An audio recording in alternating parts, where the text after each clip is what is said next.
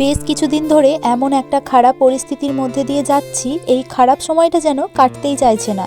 আর ভালো সময় হলে যেন কত তাড়াতাড়ি কেটে যায়, আর খারাপ সময়টা পার করতে কী যে কষ্ট হয় সেটা একমাত্র যাদের সঙ্গে ঘটে তারাই জানে। তো খারাপ ভালো এই দুটো মিলিয়েই তো জীবন।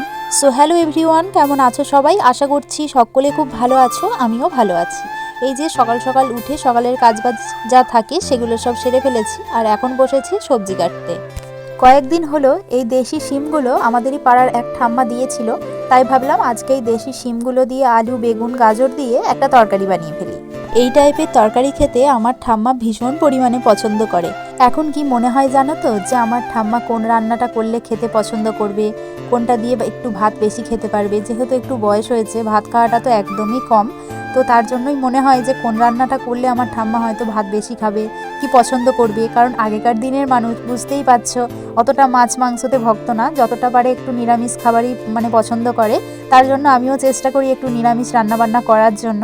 তো যাই হোক, আমার ঠাম্মার পছন্দ মতোই আজকে রান্না করছি। আমার না একদমই মন ছিল না যে শিমটা ওইভাবে তরকারি করব, কিন্তু যাই হোক ঠাম্মার কথাতেই আর কি করছি এভাবে রান্নাটা। আগে না আমি এমনটা ছিলাম না, কারণ আগে যে রান্নাটা আমি খেতাম না সেই রান্নাটা আমি কিন্তু বানাতাম না। এখন কিন্তু না খেলেও আমি সেই রান্নাটা বানিয়ে দিই আমার ঠাম্মাকে। আমার ঠাম্মা যদি বলে যে এই জিনিসটা আমার খেতে মন যাচ্ছে, তাই আমি বানিয়ে দেওয়ার চেষ্টা করি। আর আমার না বেশ ভালোই লাগে, আমার থেকে আমার ঠাম্মা কোনো একটা জিনিস খেতে চাইলো, সেটা আমি যদি বানিয়ে না দিই আমার মনটাও ভীষণ খারাপ লাগে। কিন্তু আগে অতটা বুঝতাম না, আগে অতটা কিছু মনে হতো না, আগে বানিয়ে দিতাম না। এখন কিন্তু যেটাই খেতে চাই আমি চেষ্টা করি সেটা বানিয়ে দেওয়ার, কারণ ওই মানুষটার তো আর কেউ নেই বলো আমি ছাড়া।